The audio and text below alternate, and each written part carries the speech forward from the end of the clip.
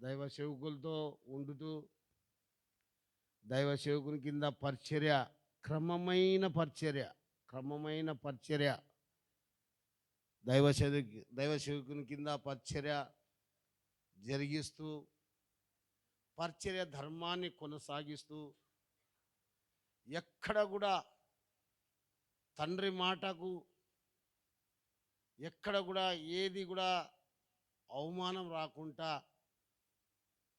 ఆ పరిచర్య ఎలాగైతే తండ్రి అప్పగించాడో ఆ పరిచర్యని ధర్మంగా జరిగించుకుంటూ వస్తున్న దైవ సేవకులు మన మధ్యలో ఉన్నారు. రాజన్న ఉన్నారు, దేవుని నామమున మహిమ కలుగుగాక.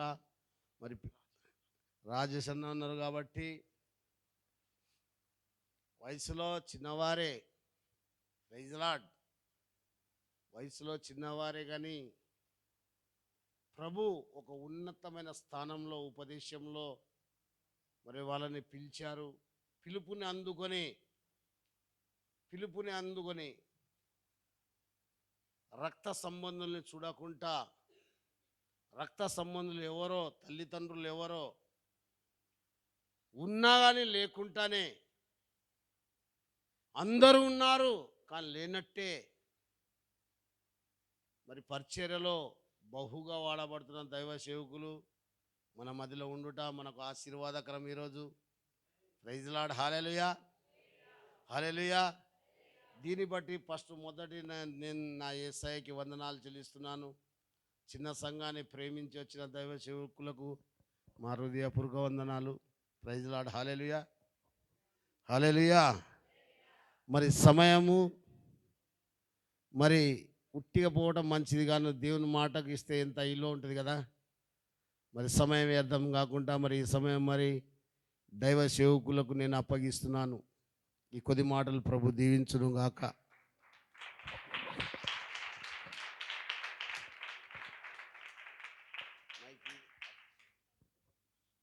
Praise the lord.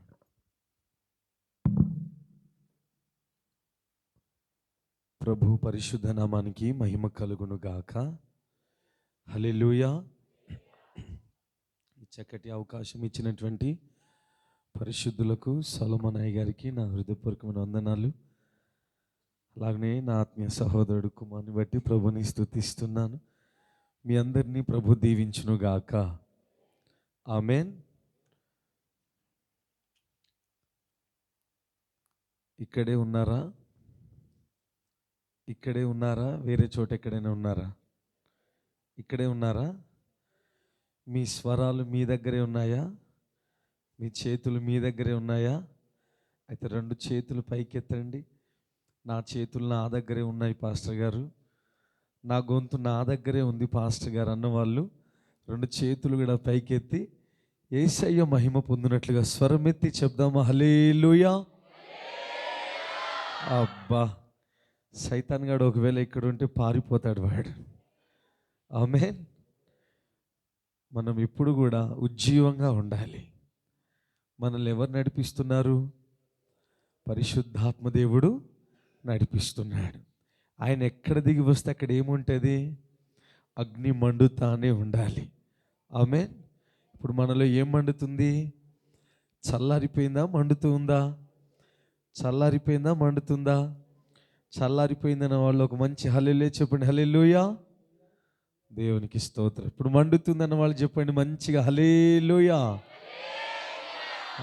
యేసు రక్తమే జయం. ఇలాంటి మంటతోనే మనం హాల్ నైట్ ప్రేయర్ అంతా నడిపియాలి. ఆమేన్, ఆమేన్. మనం మండుచున్న వారి వలె ఉండాలి. యోహాను ఎవరట? మండుచున్నటువంటి దివిటి వంటి వాడు. ఆరిపోయిన వాడా? మండుచున్నటువంటి వాడు. మనం మండుచునే ఉండాలి. ఆ మంటలో నుంచి ఒక వెలుతురు రావాలి. ఆ వెలుతురులో ఒక ప్రకాశం రావాలి. ఆ ప్రకాశం ఈ ప్రాంతం అంతటిని కూడా మార్చివేయాలి. హల్లెలూయా, హల్లెలూయా.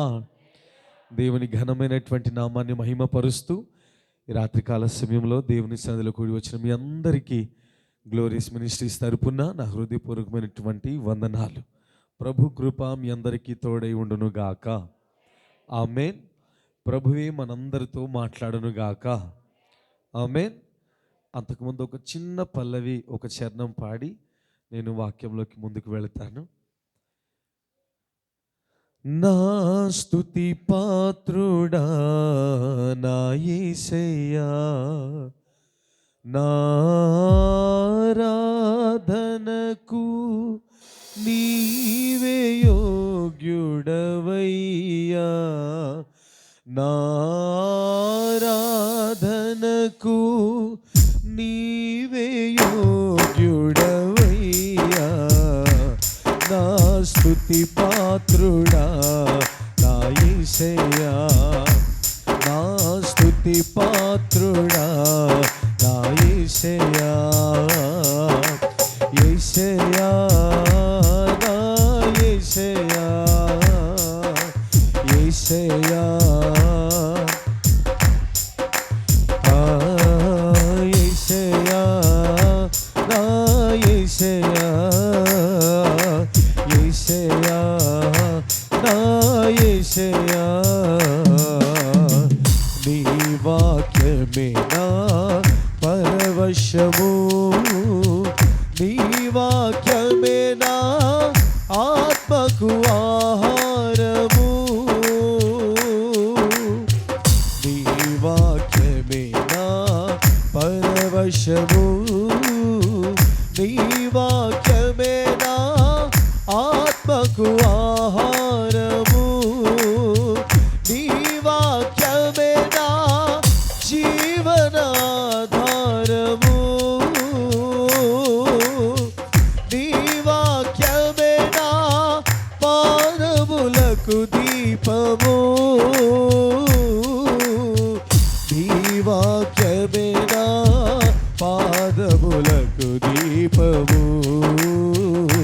నా స్తుతి పాత్రుడా నా యేసయ్యా, పాడాలి, నా ఆరాధనకు, ఇంకొంచెం స్వరమెత్తి పాడదామా, నా ఆరాధనకు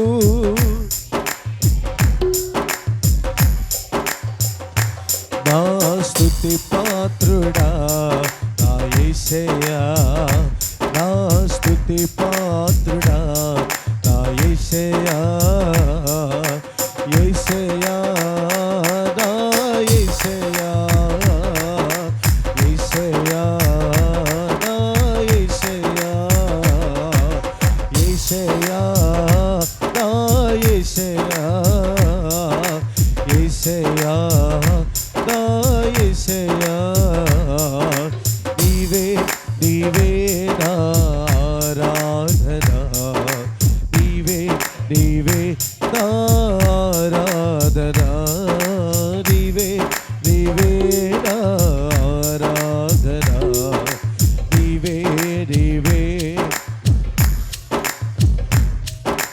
నీవే నీవే నా ఆరాధన, నీవే నీవే నా,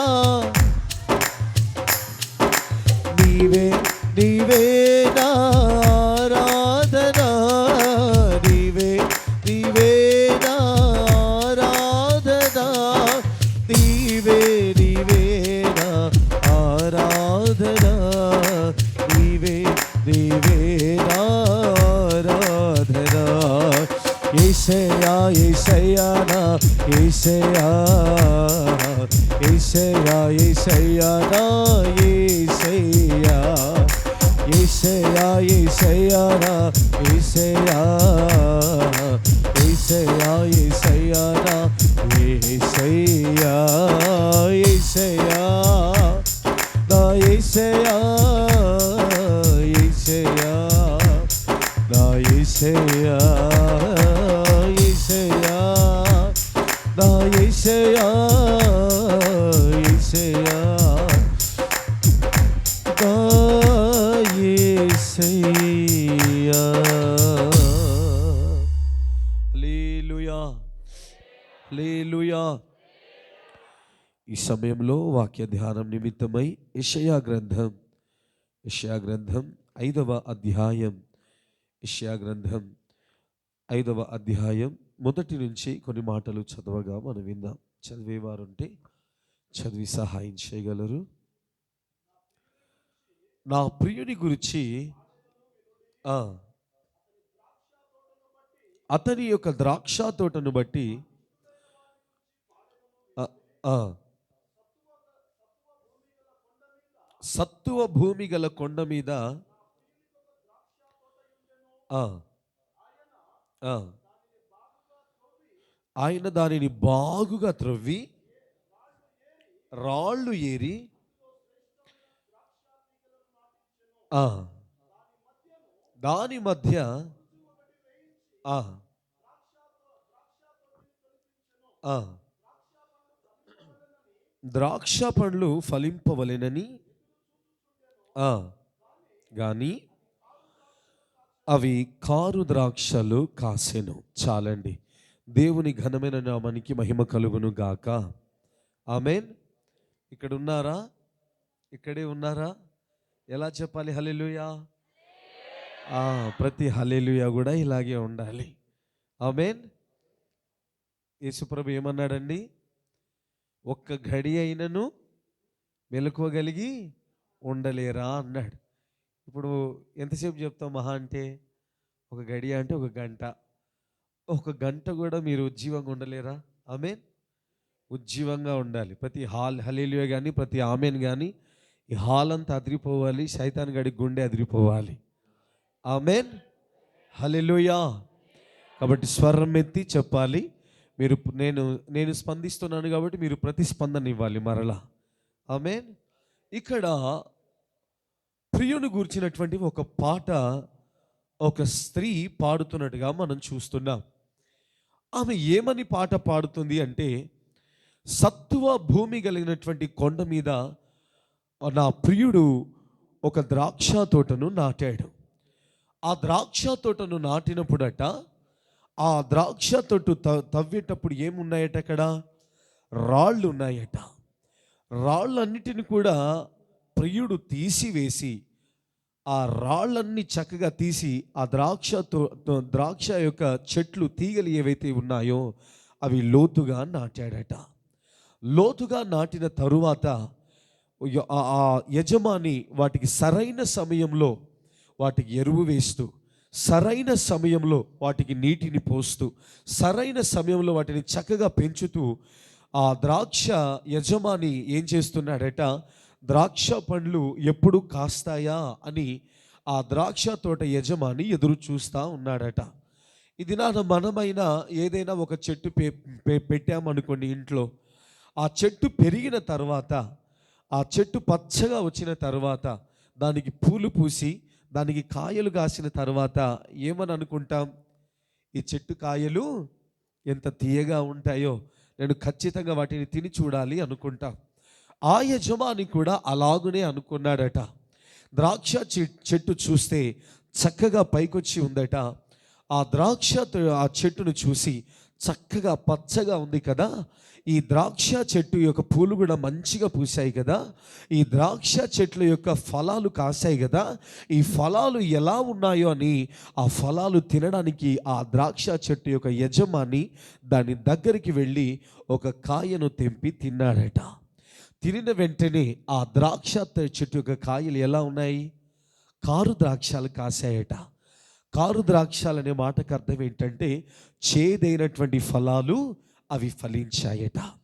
ప్రియులారా, ఇక్కడ మనం చూస్తే యజమాని ఎక్కడ పెట్టాడట ఆ తీగను? సత్తువ గల కొండ మీద మంచి భూమిలో వాటిని వేశాడు. ఇక్కడ ఆ యజమాని దైవ సేవకులకు సాదృశ్యంగా ఉంది. ఇప్పుడు ఈ యజమాని ఆ చెట్లు నాటేటప్పుడు ఏమున్నాయట? అక్కడ రాళ్ళు కనిపించాయి. ప్రియులారా, రాళ్ళు ఉంటే చెట్లు ఎదుగుతాయా? ఎందుకు ఎదగవు? ఎందుకు ఎదగవు? వేర్లు పారలేవు. రాళ్ళు అడ్డుగా ఉంటాయి కాబట్టి వేర్లు పారలేవు. కాబట్టి ఆ రాళ్ళన్నిటిని తీసి యజమానుడు మంచి నేలలో నాటాడు. ఎవరిని నాటాడు? సేవకుడు అనబడుచున్నటువంటి వాడు విశ్వాసులను ఆ రాళ్ళన్నిటిని తీసి మంచిగా వేర్లు పారి పైకి ఎదగాలని రాళ్ళన్నిటిని తీసి పక్కన పెట్టాడు. దాని తర్వాత మంచి ఎరువు వేశాడు, మంచి ఉపదేశాన్ని ఇచ్చాడు, మంచి వాక్య ప్రత్యక్షతను సంఘానికి ఇచ్చాడు, మంచి బోధను సంఘానికి ఇచ్చాడు. ప్రతి దినము ప్రతి వారము సంఘంతో వచ్చేటప్పుడల్లా మోకాళ్ళలోని దేవుని సన్నిధిలో కన్నీరు విడిచి, దేవుని సన్నిధిలో మొర్రెపెట్టి, దేవుని సన్నిధిలో ప్రార్థించి, నా సంఘానికి నేను చక్కటి బోధన బోధించాలయ్యా, మంచి ఉపదేశాన్ని ఇవ్వాలయ్యా, మంచి వాక్యాన్ని వాళ్ళకు ప్రకటించాలి. ఖాళీ కడుపులతో ఏ ఒక్కరు వెళ్ళొద్దయ్యా, వాళ్ళు కడుపు నిండా ఆత్మీయ ఆహారాన్ని భుజించి వెళ్ళాలని సేవకుడు ప్రతిదినం దేవుని కాళ్ళ యొద్ద ఎంతో ప్రయాసపడి మీ కొరకు చక్కటి ఆహారాన్ని ఇక్కడ వడ్డిస్తూ ఉన్నాడు. ఆమేన్, హల్లెలూయా. అలాగున అంత ప్రయాసపడినటువంటి ఆ సేవకుడు, లేదా అదే స్థానంలో దేవుడే ఉన్నాడు అనుకోండి, దేవుడు అక్కడికి వస్తే ఆ ఫలాలు ఫలించినటువంటి వారు చక్కగా ఫలించారు కదా, చక్కగా పచ్చగా నిగనిగలాడిపోతున్నారు కదా, ఫలాలు కూడా మంచిగా ఉన్నాయి అనుకొని ఫలాలు తెంపి చూస్తే మంచి బోధలో ఉన్నటువంటి వారు, మంచి ఉపదేశం వినటువంటి వారు, సత్తువ కలిగిన భూమిలో నాటబడినటువంటి వారట చేదైనటువంటి ఫలాలను ఫలించారట. ఎందుకు వారు చేదైనటువంటి ఫలాలు ఫలించారు? ఆ దినాన ద్రాక్ష తీగలు చేదైనటువంటి ఫలాలు ఫలించడానికి కారణం ఏంటి? చక్కటి ఉపదేశం వారికి అందలేదా? చక్కటి బోధ వారికి అందలేదా? వాక్యము సరిగ్గా అందలేదా? అన్నీ బాగానే ఉన్నాయి, కానీ చేదైనటువంటి ఫలాలు ఆ చెట్లన్నీ ఫలించాయట. ఇది ఆ చెట్లు నీవైనా కావచ్చు, వాక్యాన్ని బోధిస్తున్నటువంటి నేనైనా కావచ్చు. దేవుడు వచ్చే సమయానికి ఆయనకు తగిన ఫలాలు మనం ఇవ్వకపోతే దాని కింద అంటాడు, నా ద్రాక్ష తోట విషయము నాకు న్యాయము తీర్చవలెనని మిమ్మల్ని వేడుకొనుచున్నాను. దానికి చేసేదాన్ని నేను దానికి ఎలా తీర్పు తీరుస్తానో నేను చెప్తాను అంటున్నాడు దేవుడు. ప్రియులారా, నేను ఇంత ప్రయాసపడ్డాను కదా, నేను ఇంత కష్టపడ్డాను కదా, మీరు ఎందుకు కారు ద్రాక్షాలు కాస్తున్నారు, మీరు ఎందుకు చేదైనటువంటి ఫలాలు ఇస్తున్నారు అని దేవుడు ఈ దినాన మనందరినీ ప్రశ్నిస్తూ ఉన్నాడు. ఈ దినాన ఎందు నిమిత్తమయ్యా నీవు చేదుగా ఫలిస్తున్నావు?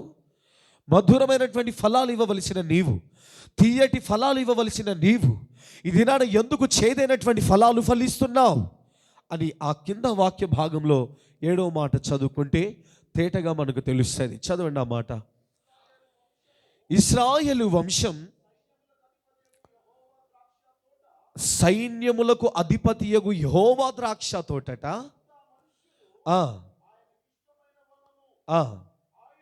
ఆయన న్యాయము కావాలి అని చూడగా బలాత్కారము కనిపించిందట, నీతి కావాలని చూస్తే రోదన వినిపించిందట, స్థలము మిగలకుండా మీరు మాత్రమే దేశంలో నివసించేటట్లు ఇంటికి ఇల్లు కలుపుకొని పొలానికి పొలాలు చేర్చుకొని శ్రమ. చాలండి. ఇక్కడ ఇశ్రాయేలు ప్రజలు వారి గురించి దేవుడు అంటున్నటువంటి మాట, ఇశ్రాయేలు జనము నాకు నా తోట అంటున్నాడు, నా ద్రాక్ష తోట అంటున్నాడు. అయితే అక్కడ వ్రాయబడినటువంటి మాట, వారట ఇళ్లకు ఇళ్ళు చేర్చుకుంటున్నారట, పొలాలకు పొలాలు చేర్చుకుంటున్నారట. అంటే వారి మధ్యలో నా స్వార్థం నిమిత్తమై నేను ఇల్లు కట్టుకుంటున్నాను, నా స్వార్థం నిమిత్తమై నేను పొలాలు కొంటున్నాను. దేవుని కొరకు వారు అక్కడ దేవునికి ఏమైనా స్థలం ఇచ్చారా? దేవునికి అక్కడ స్థలం ఉందా? ఇళ్లకు ఇళ్ళు చేర్చుకుంటున్నారు, స్థలాలకు స్థలాలు కూడా చేర్చుకుంటున్నారట. ఎవరి నిమిత్తమై చేర్చుకుంటున్నారు? ఎవరి నిమిత్తమై కట్టుకుంటున్నారు? వారి నిమిత్తమై కట్టుకుంటున్నారు. కానీ సైన్యములకు అధిపత్యగు దేవునికి వారి మధ్యలో నివాసం చేయడానికి కొంచెమైనను స్థలం ఇవ్వట్లేదట. వాక్యం వింటున్నారు, ఉపదేశం వింటున్నారు, సంఘానికి వస్తున్నారు, కానుకలు ఇస్తున్నారు, దశమ భాగాలు ఇస్తున్నారు, సేవకుని వెంబడించే విషయంలో బాగానే ఉంది. కానీ తీరా విశ్వాసి యొక్క ఆత్మీయ జీవితాన్ని పరీక్షించి ఎలా ఉన్నారో అని చూస్తే, వారు ఫలించే విధానాన్ని చూస్తే వారిలో దేవునికి ఏమాత్రం కూడా చోటు లేదు. దేవునికి స్థలమే లేదట. వారికి ఏమంటున్నాడు దేవుడు? శ్రమ అంటున్నాడు, శ్రమ అంటున్నాడు. ఉన్నతమైనటువంటి కొండ మీద, సత్తువ కలిగిన భూమి మీద నాటాడట. రాళ్ళన్నిటిని తీసేలేదా? నీ జీవితంలో నువ్వు ఎదగాలని, నీ జీవితంలో నువ్వు బాగుపడాలని, నీ జీవితంలో నువ్వు పైకెదగాలని ఎదగకుండా చేస్తున్నటువంటి ప్రతి రాతిని దేవుడు తీసివేశాడు. దేవుడు తన చేతులతో తొలగిస్తున్నాడు. నీకు వస్తున్నటువంటి శోధన, నీకు వస్తున్నటువంటి ఉపద్రవం, నీకు వస్తున్నటువంటి ప్రతి బాధ నుండి దేవుడు విడిపించి నువ్వు పైకెదిగేటట్లుగా చేసిన దేవునికే చోటు ఇవ్వనటువంటి వారు ఇది నాన్న క్రైస్తవులు అని పిలువబడుతున్నారు. కానీ వారి జీవితంలో క్రీస్తు లేడు. పేరుకు మాత్రం ఏం పేరట? వారి బిరుదు ఏంటండి? వారి మీద కనబడుతున్నటువంటి కటౌట్ ఏంటి? వారి వెనకాల ఉన్నటువంటి ఫ్లెక్సీలు ఏమని రాయబడ్డాయి? వెనక ఫలానా వారు, ఫలానా విశ్వాసి క్రైస్తవుడట. కానీ అతనిలో ఎవరు లేరు, కానీ ఆమెలో ఎవరు లేరట? దేవుడు లేరు. కానీ ఏమని పిలువబడుతున్నారు వాళ్ళు? క్రైస్తవులను పిలువబడుతున్నారనే పేరు, కానీ వారిలో క్రీస్తు లేడు. ఇది నాన్న క్రీస్తు లేడు కాబట్టి చాలామంది జీవితాలు ఎలాగైపోతున్నాయంటే, చేదైనటువంటి జీవితాలు అందరిలో ఎక్కువగా కనిపిస్తున్నాయి. ఎవరిని తడిమినా, ఎవరిని పలకరించినా, ఎవరితో మాట్లాడినా, అయ్యో నా జీవితంలో చేదయ్యా, అయ్యో నా జీవితంలో చేదయ్యా, అయ్యో నా జీవితంలో చేదే కనబడుతుందయ్యా, నా జీవితంలో ఏమాత్రం కూడా మధురమైనటువంటి అనుభవాలే రావట్లేదయ్యా అని ఎంతోమంది చెప్తున్నారు. మా సంఘంలో ఒక విశ్వాసి ఉంటాడు. ఆయన పేరు మనోహరయ్య. నేను సేవ చేస్తున్నటువంటి ప్రాంతంలో ట్రాన్స్ఫర్ అయి వచ్చినప్పుడు కొద్ది కాలం తర్వాత ఆ తండ్రి గారు పొలం పనులకు వెళ్తుంటే కింద పడ్డారు. కింద పడి చిన్న బియ్యం గింజ, గోధుమ గింజ అంత గాయం ఆయన కాలికి తగిలింది. ఆయనకి షుగర్ కూడా లేదు. ఆ గాయం కాస్త దగ్గర ఒక కోడిగుడ్డంత రంధ్రం లాగా అయిపోయి, ఒక మాంసం ఎంత ఉంటుందంటే ఎముక మీద మహా అంటే ఒక ఇంత ఉంటుందేమో, ఎముకే కనిపిస్తుంది. ఆ తండ్రి గారు అంటారు, అయ్యా ఒకసారి కాలు గాయం చూపించండి, గాయం ఎక్కడి దాకా వచ్చిందయ్యా అని చూస్తే ఆ గాయాన్ని చూసి నాకు ఒళ్ళు జలజరించింది. భయంకరంగా ఒకలాంటి ఇక కుళ్ళిపోయినట్టుగా ఆ గాయం అంతా భయంకరమైన భయం వేసింది. అయ్యా దగ్గరలోని వరంగల్కి ఉంటే వరంగల్కి వెళ్తే అక్కడ ఎంజిఎం హాస్పిటల్ ఉంటుంది, అక్కడికి వెళ్ళి ట్రీట్మెంట్ చేయించుకుందాం అయ్యా, లేకపోతే కాలే కొట్టేస్తారేమో, కాలు కొట్టేంత భయంకరంగా ఉంది పరిస్థితి అని చెప్పి వెళ్దామయ్యా అంటే ఆ తండ్రి గారు అంటారు, అయ్యా ఇది చిన్నపాటి శోధన, ఇది నన్ను ఏమీ స్వరమెత్తాలి, నన్నేమీ చేయలేదు అన్నాడు. చిన్నపాటి గాయం, అది ఎంత కోడిగుడ్డంతా ఇంచున్నర, ఒక అంగుళంన్నర లోతున్నటువంటి గాయం, నన్నేం చేయలేదయ్యా, ఇది సాతాను పెడుతున్నటువంటి చిన్న శోధన, ఇవి నన్ను ఏమీ చేయలేదయ్యా అనేవాడు. ప్రతిసారి కూడా అయ్యా కనీసం ట్రీట్మెంట్ అయినా చేయించుకోయ్యా, కనీసం ఏం కాదయ్యా కొన్ని మందులైనా వాడయ్యా అంటే, లేదయ్యా ఏం అవసరం లేదు, దీనికి మందులు అవసరం లేదు, ఏమీ అవసరం లేదు, దేవుడు గాయపరుస్తాడు, మరలా గాయమును ఆయనే కడతాడట. హల్లెలూయా, హల్లెలూయా. ఆ తండ్రి గారు మొన్నటిది, నాన్న అయ్యా ఏదయ్యా ఒకసారి గాయం చూపించండి అయ్యా అంటే పూర్తిగా గాయమంతా మానిపోయి చక్కగా ఉంది ఆ కాలు. హల్లెలూయా, హల్లెలూయా. ఇప్పుడు ఆయన ఏ ఫలం ఫలించాడండి? ఏ ఫలం ఫలించాడు? మధురమైనటువంటి ఫలం ఫలించాడు, తీయనైనటువంటి ఫలం ఫలించాడు. సంఘంలో ఏ ఉపదేశం బోధించబడుతుందో, సంఘంలో ఏ వాక్యం బోధించబడుతుందో, సంఘంలో ఏ ఆత్మీయ ఆహారాన్ని వండి దైవ సేవకుడు మీకు పెడుతున్నాడో ఆ వాక్యము అతనిలో రూపంగా దాల్చి ఆ గాయము కలిగిందనే కానీ సాతాను గాని తలను చితగదొక్కడానికి దేవుడు అతనికి సహాయం చేశాడు. హల్లెలూయా, హల్లెలూయా, హల్లెలూయా. మన దేవుడు మనతో కూడా ఉండే దేవుడట. ఎవరండి ఆయన? ఎవరండి? మనతో కూడా ఉంటాడు. ఆయన ఒక వాగ్దానం చేశాడు. ఏంటో వాగ్దానం? ముదిమి వచ్చే వరకు నిన్ను ఎత్తుకొని వాడను నేనే అన్నాడు. ఇప్పుడు ఎత్తుకున్న దేవుడు విడిచిపెడతాడా? తల్లికి మనం బరువైపోవచ్చు, సరే అని తండ్రి ఎత్తుకున్నాడు. తండ్రికి కూడా బరువైపోవచ్చు. కానీ యేసు ప్రభు అంటున్నాడు, పుట్టినప్పుడు కొద్ది రోజులు ఎత్తి విడిచిపెట్టే దేవుడిని కాదరా, నువ్వు నీ వెంట్రుకలు తెల్లబడి నువ్వు ముసలోడైపోయేదాకా నిన్ను ఎత్తుకునే ఉంటాడట. ఆయన దించే దేవుడు కాదు, ఎత్తుకునే దేవుడు. హల్లెలూయా. ఎత్తుకున్న దేవుడు మనం పాడైపోతే చూస్తాడా? మనం బాలేకపోతే చూస్తాడా? ఆయన చూసి విడిచిపెడతాడా? ఆయన తన చేతులతో తానే మనని బాగు చేస్తాడట. హల్లెలూయా, హల్లెలూయా. ఇక్కడ ఇశ్రాయేలు ప్రజలు చేసినటువంటి పని ఏంటి అంటే, వారిలో దేవునికి కొంచెమైనా స్థలం ఇవ్వట్లేదట. ఇప్పుడు దేవునికి కావాల్సింది ఏంటో తెలుసా? నీవు మంచి ఫలాలు ఫలించేవాడిగా ఉండాలి అంటే మొదట నీ హృదయంలో దేవునికి చోటునివ్వాలి. నీ హృదయంలో ప్రత్యేకమైనటువంటి స్థానాన్ని నువ్వు దేవునికి ఇవ్వాలి. నీ హృదయంలో, నీ జీవితంలో ప్రత్యేకమైన స్థానం ఎప్పుడైతే నువ్వు దేవునికి ఇస్తావో అప్పుడు దేవుడు నిన్ను ఘనపరచడం ప్రారంభిస్తాడు. హల్లెలూయా, హల్లెలూయా. బైబిల్లో ఇద్దరు యవనస్తులు ఉన్నారు. ఈ ఇద్దరు యవనస్తుల్ని మనం గమనిస్తే, ఇద్దరు కూడా దేవుని బలిపీఠం మీద తమ తమ అర్పణలను పెట్టారట. తమ అర్పణలను పెడితే ఒకరి అర్పణను దేవుడు అంగీకరించాడట, ఒకరి అర్పణను దేవుడు అంగీకరించలేదట. ఒకరి అర్పణ అంగీకరించిన తరువాత దేవుడు ఆ అర్పణను అంగీకరించి పరలోకం నుంచి అగ్నిని దిగివచ్చేటట్లు చేసి ఆ అర్పణను స్వీకరిస్తాడు.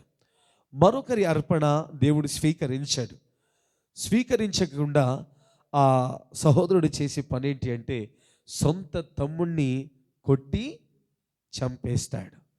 చంపేసిన తర్వాత అతని రక్తము దేవునికి మొరపెట్టినప్పుడు ఆ రక్తము ఒక మొరను దేవుడు విని, కయ్యను, నీ తమ్ముడు ఎక్కడున్నాడయ్యా అంటే, నా తమ్ముడికి నేనేమైనా కావలి వాడనా అని ఎవరితో చెప్తున్నారు ఈ మాట? సాక్షాత్తు జీవము కలిగిన దేవునితోనే చెప్తున్నాడట. జీవము కలిగిన దేవునితో నా తమ్ముడికి నేను కావలి కాస్తానా అన్నాడట. అక్కడ రెండు అర్పణలు మనకు కనిపిస్తాయి. చదవండి ఆ మాట. ఆదికాండం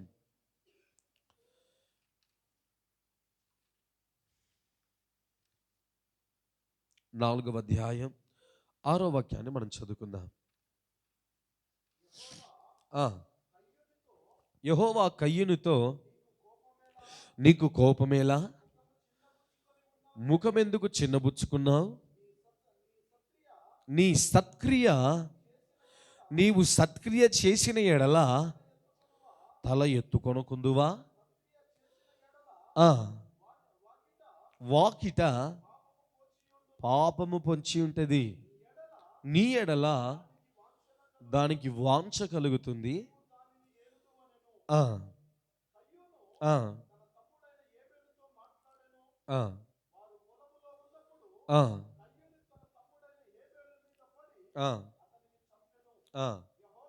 యెహోవా అడుగగా, నాకు తెలియదు.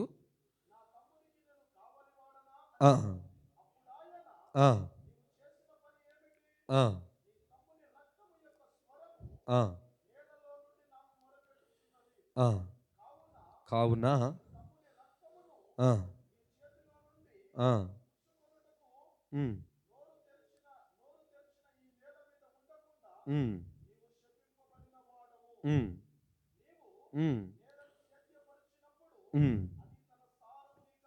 నీవు నేలను సేద్యపరచినప్పుడు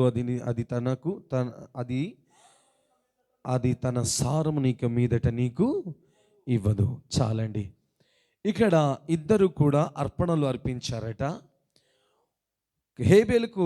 హేబేలు చేసే పని ఏంటి అంటే అతను ఒక గొర్రెల కాపరి.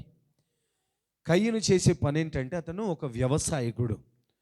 ఇద్దరు కూడా తన గొర్రెల మందలో నుంచి తనకు కలిగినటువంటి వ్యవసాయం నుంచి ఇద్దరు కూడా అర్పణలు తీసుకొచ్చి బలిపీఠం మీద పెట్టారట.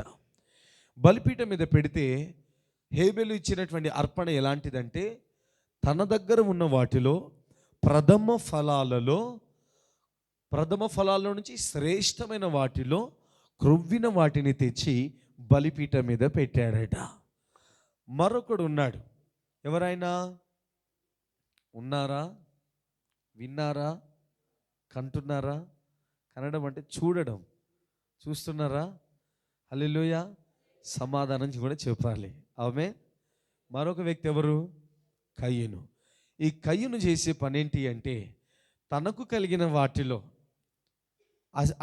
అతి దరిద్రమైన వాటిలో ఇంకా దరిద్రమైన వాటిని తెచ్చి ఎక్కడ పెడుతున్నాడు? బలిపీఠం మీద పెట్టాడు. హేబేలు ఏం పెట్టాడు? ప్రథమ ఫలాలలో శ్రేష్టమైన వాటిలో కొవ్విన వాటిని తెచ్చి బలిపీఠం మీద పెట్టాడు. ఇరువురు కూడా బలిని అర్పించారు. దేవుడు హేబేలు యొక్క బలిని అంగీకరించాడు. కయ్యని బలిని ఆయన అంగీకరించలేదు. ప్రియులారా, మనము ఎవరికైనా ఏదైనా ఇద్దాము అనుకున్నప్పుడు ఇప్పుడు నేను సాల్మనయ్య గారికి 1,00,000 రూపాయలు ఇద్దాము అనుకున్నాను. ఆమేన్ చెప్పండి. హల్లెలూయా, హల్లెలూయా. అయ్యా ఇచ్చానే అనుకోండి, దేవునికి మహిమ కలుగును గాక. ఇప్పుడు పాస్టర్ గారికి 1,00,000 రూపాయలు ఇద్దాము అనుకున్నప్పుడు ఎందుకు ఇస్తా? నేను పాస్టర్ గారికి నా గుండెలో చోటు ఉండబట్టే కదా, ఆయన మీద నాకు ప్రేమ ఉండబట్టే కదా. ప్రేమ లేకపోతే 1,00,000 రూపాయలు నేను ఎందుకు ఇస్తా? హల్లెలూయా.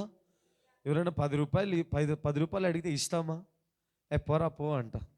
అదే ప్రేమ ఉంటే 100 రూపాయలైనా తీసి ఉంచుకోరా అంట. ఎందుకు? మన గుండెలో వారికి స్థానం ఉంది, వారికి చోటు ఉంది. కాబట్టి హేబేలుకు కూడా దేవుని హృదయంలో గొప్ప స్థానం ఉంది. కాబట్టి ప్రథమ ఫలాలలో శ్రేష్టమైన వాటిలో క్రొవ్విన వాటిని తెచ్చి బలిపీఠం మీద పెట్టగలిగాడు. ఇప్పుడు కయ్యను విషయం పోతే, కయ్యనికి దేవుని మీద ప్రేమ ఉంటే శ్రేష్టమైన వాటిని తెచ్చి పెట్టేవాడు కదా, మంచి వాటిని తెచ్చి పెట్టేవాడు కదా. ఫస్ట్ కోసినటువంటి పంటను దేవుని సన్నిధిలోనే తెచ్చి పెట్టేవాడు కదా. ఇప్పుడు పెట్టలేదు అంటే కయ్యుని మనసులో దేవునికి ఏమాత్రం కూడా చోటు లేదు. ఇప్పుడు హేబేలు బలి ఎందుకు అంగీకరించబడింది? కయ్యను బలి ఎందుకు అంగీకరించబడలేదంటే దేవుడు బలిని చూడలేదు, మొదట హేబేలు యొక్క హృదయాన్ని తేరి చూశాడు. హల్లెలూయా. మన దేవుడు ఎవరటండి? హృదయాంతరంగములను పరిశోధించే దేవుడు. దావీదుని ఎన్నుకునేటప్పుడు సమూయేలు వెళ్ళాడట. సమూయేలు వెళ్ళినప్పుడు ఒక్కొక్కరు వస్తున్నారు. ఒక్కొక్కరిని చూసిన వెంటనే శామూయేలు అనుకుంటున్నాడట, అభిషేకించడానికి, ఇశ్రాయేలు మీద రాజుగా నియమించడానికి ఇతడు తగినవాడు అనుకొని ఒక్కొక్కరి యొక్క స్వరూపాన్ని, వారి కండలను, వారి దేహాన్ని, వారి బలాన్ని చూసి రాజుగా ఉండడానికి ఇతడు కరెక్ట్ అయినటువంటి వాడు అని ఇతడే అన్నప్పుడల్లా 7 విషయంలో దేవుడు ఏమన్నాడు? వీరు కారు అన్నాడు. దావీదు వచ్చాడు. దావీదు ఏం పని చేస్తాడు? ఈ 7 ఏం చేస్తారు?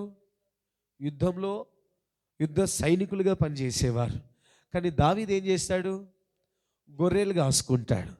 గొర్రెలు కాసుకునేటువంటి బట్టలు ఎలా ఉంటాయి? గొర్రెలు కాసుకునే దగ్గర ఏ వాసన వస్తుంది? గొర్రెలు కాసుకునే వారు ఎండకు మాడిపోయి ఎలా ఉంటారు? హల్లెలూయా. కానీ దేవుడు అంటాడు, నీవు పై రూపను చూస్తున్నావు, నేను హృదయాన్ని చూసే దేవుడను అంటున్నాడు. హల్లెలూయా. దావీదు రాగానే అతన్ని మోకరింపచేసి అతని మీద తైలము పోసి అభిషేకించు అంటాడు. హేబేలు విషయంలో కూడా దేవుడు పైపైన అర్పణను చూస్తలేడు, అతను తెచ్చినటువంటి అర్పణను దేవుడు చూడట్లేదు, కానీ మొదట హేబెలు యొక్క హృదయాన్ని దేవుడు చూస్తున్నాడట. హేబెలు యొక్క హృదయాన్ని చూసిన వెంటనే హృదయంలో దేవునికి చోటు ఉందట. హల్లెలూయా. ఇప్పుడు నువ్వు కానుకలు తీస్తున్నావు కదా, దశంభాగాలు తీస్తున్నావు కదా, అర్పణలు తీస్తున్నావు కదా, వాటికంటే ముందు నువ్వు ఎలా ఇస్తున్నావో నీ హృదయాన్ని మొదట దేవుడు చూస్తాడట. ఆమేన్. చాలామంది ఎలా ఇస్తారో తెలుసా? ఇవ్వాలి కాబట్టి చెప్పరే భక్తులారా, చెప్పాలి కదా. ఆమేన్. ఇప్పుడు చాలామందిని అడిగితే ఏమంటారు? ఎందుకు తింటున్నావురా అంటే ఏమంటారు? బతకాలి కాబట్టి తింటున్నాము అంటారు. అదే లెవెల్లో దేవునికి ఇచ్చే విషయంలో ఏం చేస్తారో తెలుసా? ఇవ్వాలి కాబట్టి ఇస్తున్నాం, లేకపోతే ఇయ్యరు. ఇప్పుడు తెచ్చే దశంభాగాన్ని, కానుకలను దేవుడు చూడడు. ఇచ్చే నీ మనసాక్షి, మంచి మనసాక్షి ఏదైతే ఉందో దానిని మొదట దేవుడు చూస్తాడు. అది ఒరిజినల్ మనసాక్షి అయితే ఆన్ ది స్పాట్లో పరలోకం నుంచి అగ్ని దిగి వస్తుందట. హల్లెలూయా. అగ్ని దిగి వస్తే ఏమవుతుందండి? అగ్ని దిగి వస్తే బలి అంగీకరించబడుతుంది. హేబెలు యొక్క బలి మీద అగ్ని దిగి వచ్చిందట. అగ్ని దిగి వచ్చింది. కయ్యను కూడా ఎదురు చూస్తున్నాడు. కయ్యను కూడా ఎదురు చూస్తూ హేబెలు యొక్క బలి మీద అగ్ని దిగి వచ్చింది కదా, అది భగ భగ భగ భగ మండుతూ ఉందట. ఇప్పుడు కయ్యను బలి మీద అగ్ని దిగి రాలేదు. దిగి రాకపోతే ఏం చేస్తున్నాడు ఈయన? హేబెలు యొక్క బలిపీఠం మీద చూస్తున్నాడు, ఈయన బలిపీఠం మీద చూస్తున్నాడు. అది చూస్తే మండుతుంది, ఇది చూస్తే మండట్లేదు. అది చూస్తే కట్టెలన్నీ కాలిపోతున్నాయి, ఇటు చూస్తే కట్టెలు కాలట్లేదు. లాస్ట్కు కాలి మిగిలేది ఏంటి? ఏం మిగులుతుంది? బూడిద మిగులుతుంది. ఆ బూడిద మిగిలే టైంకి కూడా ఇది కాలట్లేదట. దానికి అర్థం ఏంటో తెలుసా? పక్కన శ్రేష్టమైనటువంటి బలి ఇచ్చారే, దేవునికి తమ హృదయంలో మంచి చోటునిచ్చారే, వారి జీవితంలో అభివృద్ధిని దేవుడు కలుగచేస్తాడు. అది పైకి ఎదుగుతూ ఉంటుందట. అది పైకి తేజరిల్లుతూ ఉంటుంది. అది పైన అభివృద్ధి పొందుతూ ఉంటుంది. ఇప్పుడు మంచి మనసాక్షి చేత ఇవ్వలేదు కదా, మంచి మనసుతో ఇవ్వలేదు కదా, దేవునికి చోటు లేకుండా ఇచ్చారు కదా. ఇప్పుడు వారి జీవితాలు ఏమైపోయాయి? వారి వ్యాపారాలు ఏమైపోయాయి? వారి ఉద్యోగాలు ఏమైపోయాయి? పక్కవారు చూస్తే వారి ఉద్యోగాలు ఆశీర్వదించబడుతున్నాయి, పక్కవాళ్ళు చూస్తే వారి వ్యాపారాలు ఆశీర్వదించబడుతున్నాయి, వారి పిల్లలు మంచిగా ఉన్నతమైన స్థానంలో ఎదుగుతున్నారు, నలుగురి మధ్యలో గొప్పగా దీవించబడుతున్నారు. ఇప్పుడు వీరి సంగతి చూస్తే ఎలా ఉంది? ఆశీర్వాదం లేదు, దీవెన లేదు, ఉద్యోగాలు సరిగ్గా లేవు, వ్యాపారాలు సరిగ్గా లేవు. ఎందుకు లేవంటున్నాడంటే నీ విషయమై నేల ఏమంటున్నాడు అక్కడ? నీ విషయమై నేల శపింపబడింది అంటున్నాడు. అది తన సారాన్ని నీకు ఇక మీదట ఇవ్వదు అంటున్నాడు. ఇప్పుడు నీకు అభివృద్ధికి, నీకు ఆశీర్వాదానికి, నీకు ఘనతకు మధ్యలో ఏమడ్డుపడుతుందట?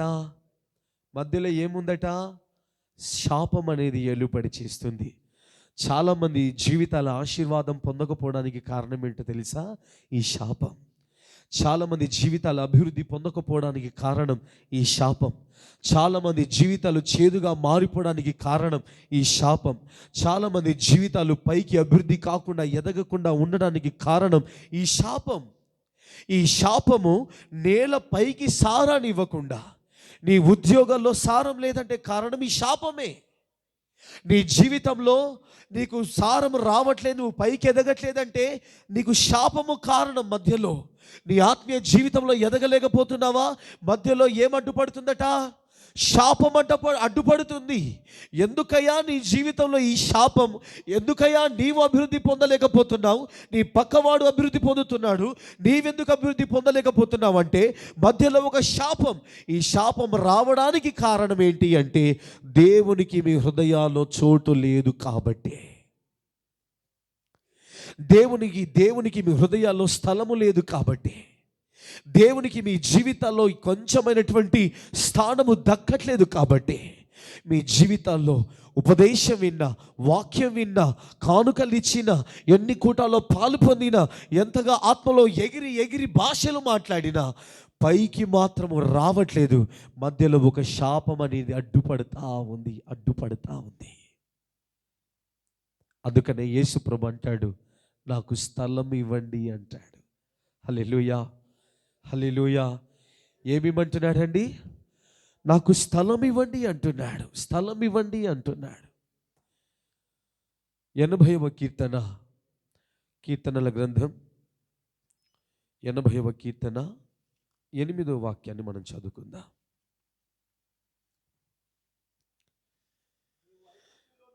ఆ ఆ ఆ ఆ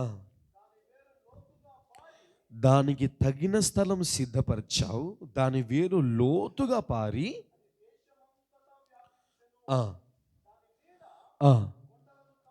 కొండలను కప్పిందట.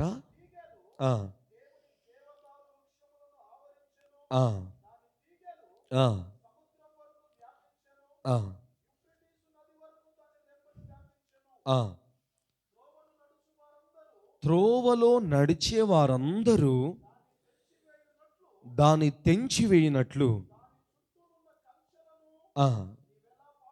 నీవు ఏలపాడు చేసితివి. అడవి పంది దాన్ని పెకలిస్తుందట.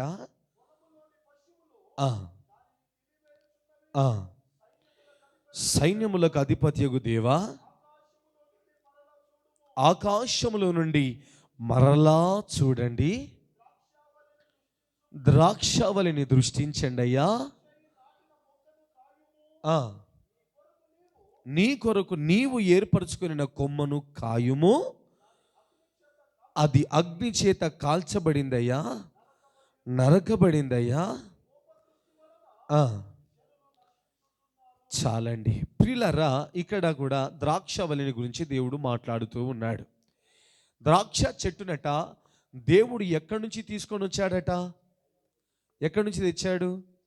ఐగుప్తులో నుంచి ఆ ద్రాక్ష చెట్టును దేవుడు తీసుకొచ్చి ఎక్కడ పెడుతున్నాడట?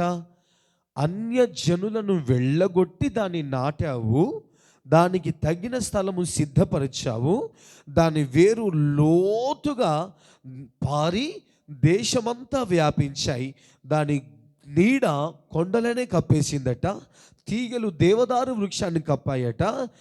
అంత విస్తరించి వ్యాపించి అంతగా ఉన్నటువంటి చెట్టు దాని గతి ఏమైపోయిందని చూస్తే ఏమంట? త్రోవలో నడిచేవారు దానిని ఏమంటాడండి? త్రోవలు నడుచు వారందరూ దానిని తెంచివేయినట్లు దాని చుట్టూ కంచెలను నీవు ఎలా పాడు చేశావు, అడవి పంది దానిని పెకలిస్తుంది అన్నాడు. ప్రియులారా, ఇక్కడ అడవి పంది అని రాయబడి ఉంది. పంది దేనికి సాదృశ్యం అండి? హేయమైనటువంటి కార్యాలకు అది సాదృశ్యం, రహస్యమైన పాపానికి అది సాదృశ్యం. ఎలా అంటే, అడవి పంది దాని స్వభావం మీకు తెలుసా? అడవిలో ఉండే పంది గురించి మీకు అందరికీ తెలుసా? ఏం చేస్తుంది అది? ఏం తింటుంది? చెట్లను వేర్లతో సహా పెకిలించి ఆ చెట్టు యొక్క వేర్లను నా కింద ఉన్నటువంటి బెరడున తింటదట. అంటే దాని కింద నుంచి తీసేస్తుంది. అడవి పంది దాన్ని పెకలిస్తూ ఉందంటే రహస్య పాపాలు ఏవైతే ఉన్నాయో ఆ రహస్య పాపాలు ఒక విశ్వాసి జీవితంలో కానీ, ఒక సేవకుని జీవితంలో కానీ, ఆ అడవి పంది వంటి రహస్య పాపాలు అనబడుచున్న స్వభావం ఎప్పుడైతే లోపలికి పొంచి ఉంటుందో అది ఏం చేస్తుంది? పెకలిస్తుందట. పెకలించిపోయి ఏమైపోయింది? అది అగ్ని చేత కాల్చబడి నరకబడి ఉన్నదయ్యా. నీవే నాటావు కదయ్యా ఆ చెట్టును, నీవే కదయ్యా పెంచావా చెట్టును, నీవే కదయ్యా లోతుగా పారేటట్లు చేసావు కదా. ఇది నాన్న ఎందుకయ్యా చెట్టుకు కంచె కూడా వేశావు కదయ్యా. ఆ కంచెను తొలగించబడేటట్లు ఏం చేసింది? ఆ కంచె ఎలా తొలగిపోయింది? ఐగుప్తు అనబడుతున్నటువంటి లోకంలో నుంచి దేవుడు తన ప్రాణాన్ని పెట్టి మనల్ని బయటికి తోడుకొని మరి వచ్చాడు కదా. దేవుడు మనల్ని మంచి తోటలో నాటాడు కదా, మన చుట్టూ మంచి కంచెను వేశాడు కదా. ఈ దినాన అనేకుల యొక్క జీవితాల్లో కంచె తొలగించబడుతుందట, వారి చుట్టూ ఉన్నటువంటి కాపుదల తొలగించబడుతుందట. ఎందుకయ్యా అనేకులు వచ్చి నా కంచెను తెంపి వేస్తున్నారట, పశువులు వచ్చి వాటిని తిని వేస్తున్నారట. దేనికయ్యా ఇదంతా అంటే రహస్య పాపాలు ఈ దినాన అనేకుల జీవితాల్లో ఎక్కువైపోయాయి. యెషయా గ్రంథంలో అంటాడు, ఒక సందర్భంలో ఎవరు చూడట్లేదు అని కటిక చీకటిలో పాపము చేయువానికి శ్రమ అంటాడు. ఎవరు చూడట్లేదని 4 గోడల మధ్యలో పాపం, ఎవరు చూడట్లేదని అనేక స్థలాల్లో పాపం, ఎవరు నిన్ను చూడట్లేదని రహస్యమైన కార్యాలు ఎంతో మంది జీవితాల్లో జరుగుతున్నాయి. కానీ జీవము కలిగిన దేవుడు నిన్ను చూస్తున్నాడనే భయం ఇది నా అనేకుల జీవితాల్లో లేదు. రహస్య పాపం వారి జీవితాల్లో ఎక్కువైపోయింది. రహస్యంగా ఎన్నో పాపాలకు వారు బానిసలుగా మారిపోతున్నారు. ఈ పాపపు బానిసత్వము కాస్త ఏం చేస్తుంది తెలుసా? వేర్లతో సహా యేసయ్య దగ్గర నుంచి నిన్ను పడిపోయేటట్లు చేస్తుంది. వేర్లతో సహా నీవు బ్రతకడానికే వీలేదు, నువ్వు ఎండిపోవాలని పెకలింప చేస్తుందట. వేర్ల మొదల్లో నుంచి తీసి పక్కకు పడేస్తే ఎండిపోయినవన్నీ దేంట్లో పెడతారండి? దేంట్లో పెడతారు? ఎండిపోయినవన్నీ దేంట్లో పెడతారు? పొయ్యిలో పడేస్తారు. అందుకని అక్కడ అది అగ్ని చేత కాల్చబడి ఉన్నది, నరకబడి ఉంది అంటున్నాడు. దానికి కారణం రహస్య పాపం. దేవుడు కదా మనల్ని నాటింది, దేవుడు కదా మనల్ని తీసుకొని వచ్చింది, దేవుడే కదా మన కొరకు ప్రాణం పెట్టి తన సన్నిధిలో ఇలాగున నిలిపింది. అయితే ఆత్మీయ జీవితంలో ఉన్నతమైన శిఖరాలకు ఎదిగినటువంటి వారు కూడా పడిపోవడానికి కారణం రహస్యమే. బైబిల్లో ఒక రాజు ఉంటాడు, రాజు అయినటువంటి ఉజ్జియా. ఆయన గురించి రాయబడుతుంది, ఆయన స్థిరపడిన తరువాతట గర్వించి చెడిపోయాడు. ఎప్పుడట? ఎప్పుడు పడిపోయాడట? ఎప్పుడు గర్వించాడట? స్థిరపడిన తరువాత గర్వించి పడిపోయాడట. ఆత్మీయ జీవితంలో ఎదిగాను, రక్షణ పొందాను, బాప్తిస్మం పొందాను, పరిశుద్ధాత్మ అభిషేకం పొందాను, బైబిల్ బాగా తిరిగేసి మరీ చదివాను, బాగా ప్రార్థనలో పోరాడతాను, పాస్టర్ గారితో తెగ తిరిగేస్తాను, పరిచర్యలో నేను బాగా ఎదిగాను, స్థిరపడ్డాను. స్థిరపడిన తర్వాత చాలామంది అనే మాట్లాడు తెలుసా? నేను లేకపోతే అసలు వాళ్ళు లేరు, నేను లేకపోతే అసలు సేవే లేదు, నేను లేకపోతే అసలు సేవకుడి బ్రతికి ఏమైపోయేదో, నేను లేకపోతే ఏమైపోవునో. ఇదంతా ఏ మాటలు? పడిపోయే మాటలు, గర్వించే మాటలు. నాశనానికి ముందు ఏం నడుస్తుందటండి? గర్వం నడుస్తుంది. నాశనానికి ముందు గర్వం నడుస్తుంది. ప్రియులారా, అలాంటి గర్వపు స్వభావాలు మనలో ఉంటే అవన్నీ యేసు నామములో నశించిపోవునుగాక.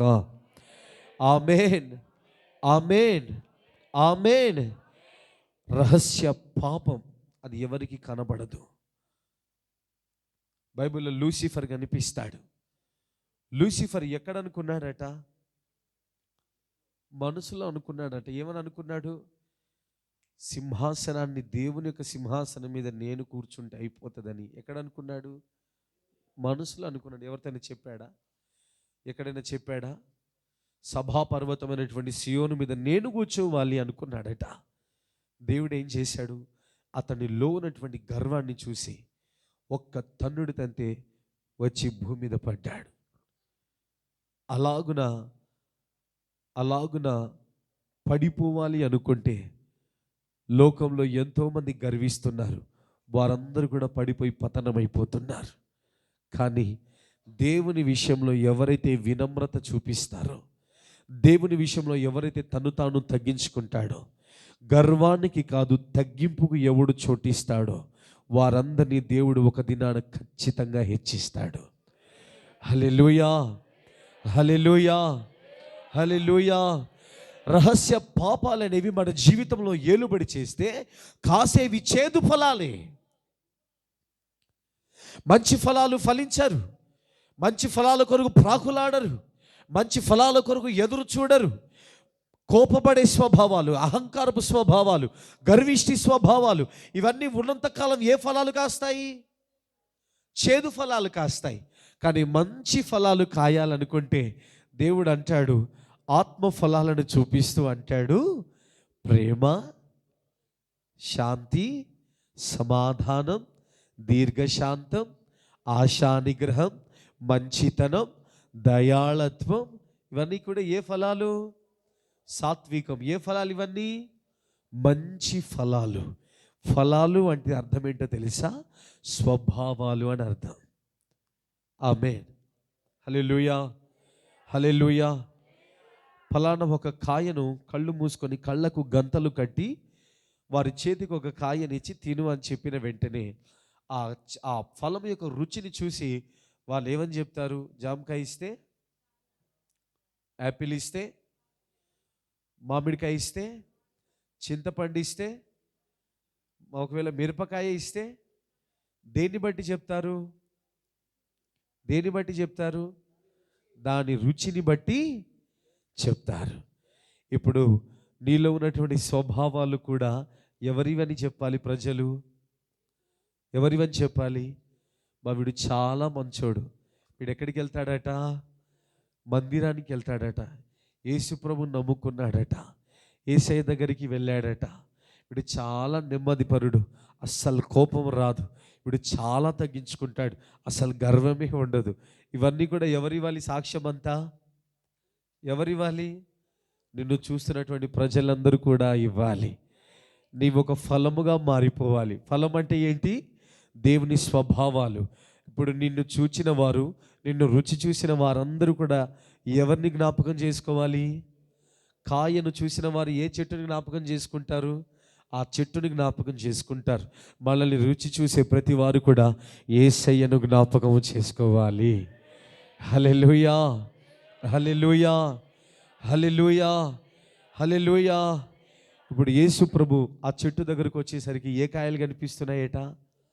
చేదు ద్రాక్షలు. అయ్యో, నా స్వభావాలు కదా వీరికి నేను చెప్పాను, నా స్వభావాలు కదా వీరికి బోధించాను, నా బుద్ధులు రాలేదే వీరికి, నా స్వభావాలు రాలేదే వీరికి, అసలు వీడు నాకే పుట్టాడా, అసలు నేనే కన్నానా అన్నట్టుగా దేవుడు వాటిని చూసి, చేదైన ఫలాన్ని చూసి దేవుడు బాధపడుతూ ఉన్నాడట. బైబిల్లో అలాంటి సంఘం ఒకటి ఉంది. ఆ సంఘంతో దేవుడు అంటాడు, నీ క్రియలు నాకు తెలుసు, నీవు చల్లగానైనా లేవు, వెచ్చగానైనా లేవు అంటాడు. చదవండి అన్నమాట. ప్రకటన గ్రంథం 3వ అధ్యాయం, ప్రకటన గ్రంథం 3వ అధ్యాయం 11వ మాట నుంచి అనుకుంటాను, చదవండి.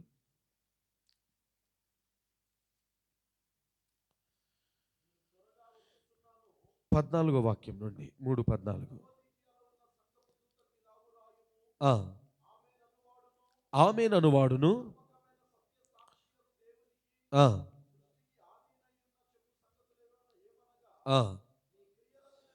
నీ క్రియలను నేను ఎరుగుదును,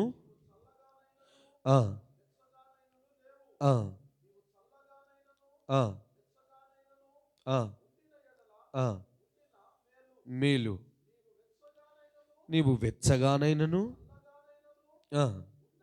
ఉండక, గనుక నేను నిన్ను నా నోట నుండి ఉమ్మి వేయడానికి ఉద్దేశిస్తున్నాను. ఇప్పుడు దేవుడు అంటున్నాడు వీరితో, వీరెవరట? చల్లగానైనా లేరు, వెచ్చగానైనా లేరు. ఇప్పుడు మంచి కాలుతున్నటువంటి మంటలు చేయబెడితే ఏమవ్వాలి? వేడి తగలాలి. ఒకవేళ ఫ్రిడ్జ్లో డీప్ ఫ్రిడ్జ్లో చేయబెడితే ఏం తగలాలి? చల్లగా తగలాలి. ఇప్పుడు వీరిని తాకితే అటు వేడిగా ఉంటారని పెడితే వేడి తగలట్లేదట, ఇటు చల్లగానైనా ఉంటారంటే చల్లదనం కూడా తగలట్లేదట. ఎలా ఉన్నారు వీళ్ళు? కొంచెం చల్లగా, కొంచెం వేడిగా, నులివెచ్చని స్థితిలో ఉన్నారట. దేవుడు వారితో అంటాడు, నీవు చల్లగానైనా లేవు, నీవు వెచ్చగానైనా లేవు, కాబట్టి నా నోట నుండి మిమ్మును ఉమ్మి వేస్తాను అంటున్నాడట. ఉమ్మి వేస్తాను అంటున్నాడట. ఉమ్మి వేస్తాను అనుకుంటూ కింద అంటాడు, తిట్లు తిడుతున్నాడు వారిని. ఏమంది తిడుతున్నాడు? నీవు దౌర్భాగ్యుడవు, దిక్కుమాలిన వాడవు, దరిద్రుడవు, గ్రుడ్డివాడవు, దిగంబరివి. ఎవరిని అంటున్నాడు ఈ మాటలన్నీ? ఎవరిని అంటున్నాడండి? ఎవరిని అంటున్నాడు? చెప్పండి ఆ మాట. నాకే అనండి. వామ్మో, రాక వచ్చాడు, ఎక్కడి నుంచి వచ్చాడు, ఒకటే తిట్లు తిడుతున్నారు అనుకుంటున్నారు కదా మీరు. హల్లెలూయా, హల్లెలూయా. నేను తిడుతున్నాను మిమ్మల్ని? అసలు నేను ఒక్క మాటైనా అన్నాను మిమ్మల్ని? హల్లెలూయా. ఎవరన్నారండి ఈ మాటలు? నేను అన్నానా? ఏదో ఒకసారి గుండె మీద చేయి పెట్టుకోండి. గుండె కుడివైపు ఉందా, ఎడమ వైపు ఉందా? నా గుండె అయితే ఎడమ వైపే ఉంది. మీ గుండెలు కుడివైపు ఉంటే కుడివైపు పెట్టుకోండి. కొంతమంది అంటారు కదండి, నీ మెదడు మోకాల్లో ఉందా అంటారు కదా. హల్లెలూయా, హల్లెలూయా. ఇప్పుడు మెదళ్ళు మోకాల్లో కూడా ఉంటాయి కొంతమందికి. ఆమేన్. క్రైస్తవులకు నిజంగా మెదడు మోకాళ్ళలోనే ఉండాలి అంటాడు ఒక దైవజనుడు. ఎందుకో తెలుసా? మోకాళ్ళలో నుంచి ఆలోచనలు పుట్టుకొని రావాలట. హల్లెలూయా. మోకాళ్ళ నుండి పుట్టుకురావడం అంటే ఏంది? ప్రార్థనలో నుండి దేవుని యొక్క చిత్తాన్ని మనం గ్రహించాలి. హల్లెలూయా, హల్లెలూయా. ఇప్పుడు ఒకసారి మీ గుండెలు ఎట్టున్నాయండి? మీ గుండె ఉన్న చోట మీ చేయి మంచిగా పెట్టుకోండి. పెట్టుకోరు, అక్కలు పెట్టుకోవట్లేదు అసలు. మీ గుండె లేదా అండి? పెట్టుకోండి. హల్లెలూయా. గుండె ఎక్కడుందండి? ఎడమ వైపే ఉంది కదా. ఏదో ఒక్కసారి ఆ వాక్యాన్ని మీకు మీరే చదువుకోండి. తీయండి, అందరూ తీయండి. ప్రకటన గ్రంథం 3వ అధ్యాయం తీయండి. ప్రకటన గ్రంథం 3వ అధ్యాయం 17వ వాక్యం అందరూ మీకు మీరే చదువుకోండి. చదువుకోండి అండి. సరే, నేను చదువుతాను, మీరందరూ కూడా చెప్పండి. హల్లెలూయా, హల్లెలూయా. దౌర్భాగ్యుడను. ఒక్కరికి మాట రావట్లేదు. ఇప్పుడు గాడ్ బ్లెస్ యూ అంటే ఆమేన్ అంటే రేకులు లేచి అవతలు పడతాయేమో. హల్లెలూయా. చెప్పండి ఒకసారి. చెప్పుకోరా? బాలేవు కదా? బాగున్నాయా, బాలేదా? ఒకసారి అనుకోండి. దౌర్భాగ్యుడను, అబ్బా, దిక్కుమాలిన వాడను, దరిద్రుడను, దిగంబరిని. ఇంకేమంటున్నాడు? గుడ్డివాడను అంటున్నాడు. ఏమంటున్నాడు? గుడ్డివాడను. ఎవరికి మాటలన్నీ? వాయమ్మో, యేసు రక్తమేజే. ఎవరికండి ఈ మాటలు? చల్లగా, వెచ్చగా లేక నులివెచ్చగా ఉన్నవారికి ఈ మాటలు అంటున్నాడు. వాళ్ళు చేసే పని ఏంటో కూడా చెప్తాను. వాళ్ళ కింద ఆ మాట రాస్తాడు, దిగంబరుడవై ఉన్నావని ఎరుగక నేను ధనవంతుడను, ధనవృద్ధి చేసి ఉన్నాను, నాకు ఏమీ కొదవలేదని ఏముంది అక్కడ? చెప్పుకొనుచున్నావు అంటాడు. నేను ధనవంతుణ్ణి, ధనవృద్ధి చేసుకుంటున్నాను, నాకేమి కూడా కొదువుగా లేదనుకుంటున్నాడట. ఎవరైనా? ధనవంతుడు. నాకు ఏ కొదువ లేదు, నాకు అన్నీ ఉన్నాయి, నేను ధనవృద్ధి చేసుకుంటున్నాను అనుకునేటటువంటి వాడితో దేవుడు అంటున్నాడు, నీవు దరిద్రుడవి, నీవు దిక్కుమాలిన వాడవు, ఇంకా నీవు దౌర్భాగ్యుడవు, నీవు గుడ్డోడివి, నీవు దిగంబరివి. ఎవరంటున్నారు ఈ మాటలన్నీ? యేసుప్రభు అంటున్నాడు. ఎవరితో అంటున్నాడు తెలుసా? తన హృదయంలో దేనికి చోటిస్తున్నాడట? ధనానికి చోటిస్తున్నాడు, కానీ దేవునికి ఏమాత్రం కూడా చోటు ఇవ్వట్లేదు.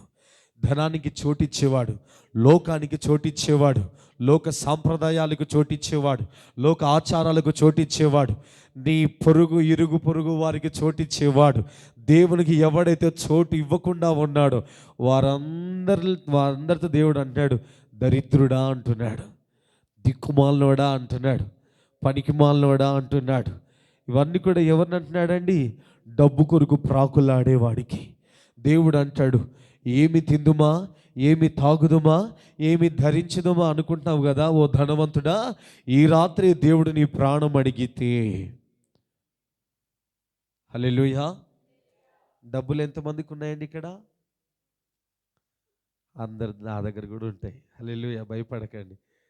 పాస్టర్ లేదని అడిగితే ఇదే బాధ, ముందుకు పోతే గొయ్యి, వెనుకపోతే నొయ్యి, ఏదన్నా సావే అనుకుంటారు. ఆమేన్. మనం ఏ ధనాన్ని సంపాదించుకోవాలో తెలుసా? ఆ కింద అంటాడు, నీవు ధనవృద్ధి చేసుకున్నట్లు అగ్నిలో పుటము వేయబడినటువంటి బంగారమును, నీ దిశముల సిగ్గు కనబడుకున్నట్లు ధరించుకున్నట్టుకు తెల్లటి వస్త్రములను, నీకు దృష్టి కలుగునట్లు నీ కన్నులకు కాటుకను నా యొద్ద కొనుమని నీకు బుద్ధి చెప్తున్నాను. నేను ప్రేమించు వారినందరినీ గద్దించి శిక్షించుచున్నాను అంటున్నాడు. హల్లెలూయా, హల్లెలూయా. ధనము సంపాదించుకోవద్దు అనట్లేదు, సంపాదించుకోండి అనే అంటున్నాడు దేవుడు. దేవుడు సంపాదించుకోవద్దు, సంపాదించుకోవద్దు అని ఎవరితో అనట్లేదు, సంపాదించుకోండి అంటున్నాడు. అయితే ఏ ధనము సంపాదించుకోవాలో తెలుసా? శరీర సంబంధమైనటువంటి, లోక సంబంధమైనటువంటి ధనం సంపాదించుకోమనట్లేదు ఆయన. ఏమంటున్నాడు? బంగారం, అగ్నిలో పుటము వేయబడినటువంటి బంగారం ఒకటి, రెండవదిగా తెల్లటి వస్త్రాలు, మూడవదిగా కాటుక కొనుక్కోమంటున్నాడు. బంగారం అంటే శ్రమల జీవితానికి సాదృశ్యంగా ఉంది. ఎవరికి సాదృశ్యంగా ఉంది? శ్రమల జీవితానికి సాదృశ్యంగా ఉంది. దైవజనటువంటి యోబు అంటాడు, నేను శోధించబడిన మీదట సువర్ణము వలె మారిపోదును అంటాడు. హల్లెలూయా, హల్లెలూయా, హల్లెలూయా. దావీదు భక్తుడు అంటాడు, శ్రమ కలగక మునుపు నేను త్రోవ విడిచితిని అంటాడు. శ్రమ కలగక మునుపు ఏమయ్యాడట? త్రోవ విడిచాడట. శ్రమ కలిగిన తర్వాత సరైన మార్గానికి వచ్చాడు. ఇప్పుడు ఈ భక్తుడు చెప్తున్నటువంటి మాట, శోధించబడిన పిమ్మట నేను శుద్ధ సువర్ణము వలె మారిపోయాను. ఇప్పుడు ఏం సంపాదించుకో తెలుసా? దేవుని కొరకు శ్రమపడే జీవితాన్ని మనం సంపాదించుకోవాలి. హల్లెలూయా. దేవుని కొరకు ప్రయాసపడే జీవితాన్ని సంపాదించుకోవాలి. దేవుని కొరకు నలగగలిగినటువంటి జీవితాన్ని సంపాదించుకోవాలి. దేవుని కొరకు ఎంతటికైనా తెగించడానికి మనము ఆ వైరాగ్యాన్ని సంపాదించుకోవాలి. రెండవదిగా, నీ దిశములకు సిగ్గు కనబడకుండానట్లు తెల్లటి వస్త్రాన్ని కొనుక్కో అంటున్నాడు. తెల్లటి వస్త్రం దేనికి సాదృశ్యంగా ఉంది? పరిశుద్ధతకది సాదృశ్యంగా ఉంది. బైబిల్లో యోసేపు కనిపిస్తాడు. యోసేపు తనకు 2 కలలు వచ్చాయట. ఒకటి, తన పన ముందు తన అన్నల యొక్క పనులు సాష్టాంగ నమస్కారం చేశాయట. రెండవ కళ, ఆకాశంలో సూర్యచంద్రులు నక్షత్రాలు అతనికి నమస్కారం చేశాయట. ఈ కళలు ఎప్పుడైతే తండ్రికి తన అన్నలకు చెప్పారో, అన్నలు అంటారట, ఎరా మేము నీకు సాష్టాంగ పడాలా, మేము నీకు సాష్టాంగ పడతామా అన్నారట. రెండవ కళ పోయి తన తండ్రికి చెప్తే, నేను, నీ తల్లి, నీ అన్నదమ్ములందరూ కూడా నీకు సాగిల పడతారా, ఇదేనా నీ కళలు అని చెప్పేసి అన్నలందరూ కూడా పగబట్టి యోసేపుని ఏం చేస్తారండి? గుంటలో పడేస్తారు. గుంటలో నుంచి తీసి అమ్మి వేస్తారు. అమ్మి వేసినాక ఎక్కడికి పోతాడు?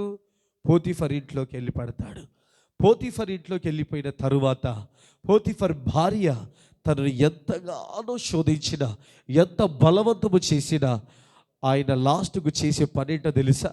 ఇక పోతీఫర్ భార్య యోసేపుతో కలిసి పాపం చేద్దాం అనేసరికి ఆ బట్టలన్నీ కూడా లాగేసిందట. నూలు పోగైన యోసేపు శరీరం మీద లేదట.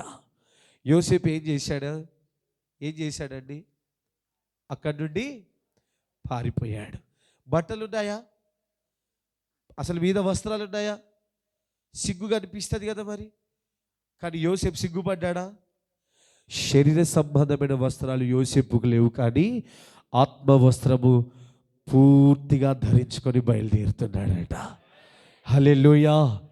ఇది నాడు మనకు కావాల్సింది శరీర సంబంధమైన వస్త్రాల కొరకు కాదండి, ఆత్మ సంబంధమైన వస్త్రాలు దేవుని యొద్ద మనము సంపాదించుకోవాలి. ఒకటి, దేవుని కొరకై శ్రమపడే జీవితాన్ని సంపాదించుకోవాలి. రెండవదిగా, దేవుని కొరకు పరిశుద్ధతను కాపాడుకోవడానికి శరీర సంబంధమైన వస్త్రం కాదు, ఆత్మ సంబంధమైన వస్త్రాన్ని మనము సంపాదించుకోవాలి. మూడవదిగా, కాటుకను కొనుక్కోమంటున్నాడు. కాటుక దేనికి కొనుక్కుంటారు? దేనికి వాడతారండి? దేనికి? కళ్ళు మంచిగా కనబడాలంటే కాటుక రాసుకుంటారు. చిన్నప్పుడు చిన్నపిల్లలకి కాటుక రాస్తారు కదా, అసలు వాళ్ళని చూస్తే చిన్నపిల్లల పోలేరమ్మలా అన్నట్టుగా ఉంటారు. కళ్ళకు కాటుక, ఇక్కడ కాటుక, ఇక్కడ కాటుక, కాళ్ళకు కాటుక, చేతులకు కాటుక. నేను అనుకుంటాను మొత్తం పూర్తిగా పూస్తే ఏ దిష్టి తగలదు కదా వీళ్ళకి అనుకుంటాను. హల్లెలూయా, హల్లెలూయా. ఇక్కడ పూసే బదులు మొత్తం నిండుగా పూస్తే అసలు దిష్టి, అరే మంచిగా ఉందని ఎవడైనా అంటాడా? ఈ బాబు ఎంత బాగున్నాడు, ఈ పాప ఎంత బాగుందని ఎవరైనా అంటారా? మరి పూర్తిగా పూసేస్తే ఏ బాధ ఉండదు అనుకుంటాను నేను. హల్లెలూయా, హల్లెలూయా. కళ్ళు పెద్దగా కనిపించాలట, కళ్ళు మంచిగా కనిపించాలని పిల్లలకి ఏం రాస్తారు? కాటిక రాస్తారట. పెద్దగా అయిన తర్వాత కూడా చాలామంది కాటికలు రాసుకొని తిరుగుతూ ఉంటారు. కాటిక శరీరానికి కాదు, మన ఆత్మ సంబంధమైన నేత్రాలకు పోయబడాలి. హల్లెలూయా, హల్లెలూయా, హల్లెలూయా. స్టెఫెన్ని రాళ్లతో కొట్టి గుంటలో పడేసి, రాళ్లతో కొట్టి ఒక్కొక్క షాట్ కొడతా ఉంటే స్టెఫెన్ అంటాడు, ఆకాశము తెరవబడింది అంటాడట. ఆకాశం తెరవబడిందట స్టెఫెన్ కొరకు. వెంటనే సింహాసనం మీద నుండి యేసు ప్రభు లేచి నిలబడతాడట, చేతులు చాచుకుని నిలబెడతాడట. ఇక స్టెఫెన్, నా కొరకు నువ్వు పడిన ప్రయాస చాలయ్యా, ఇక నా యొద్దకు నువ్వు వచ్చేయి అంటాడట. ఏ కళ్ళతో చూస్తున్నాడండి? ఆత్మీయ కళ్ళతో స్టెఫెన్ చూస్తున్నాడు. శరీరపరమైనటువంటి కళ్ళతో చూస్తే మనకు ఏం కనబడవు. ఆత్మ సంబంధమైనటువంటి కళ్ళతో చూస్తే అగో పరలోకంలో ఒక షాట్ పడిన వెంటనే ఏమంటారు మీరు? ఎవరైనా వచ్చి గట్టి కొట్టారనుకోండి, ఏం చేస్తారు? చుక్కలు కనిపించినాయి ఆ షాట్కి అంటారా లేదా? హల్లెలూయా.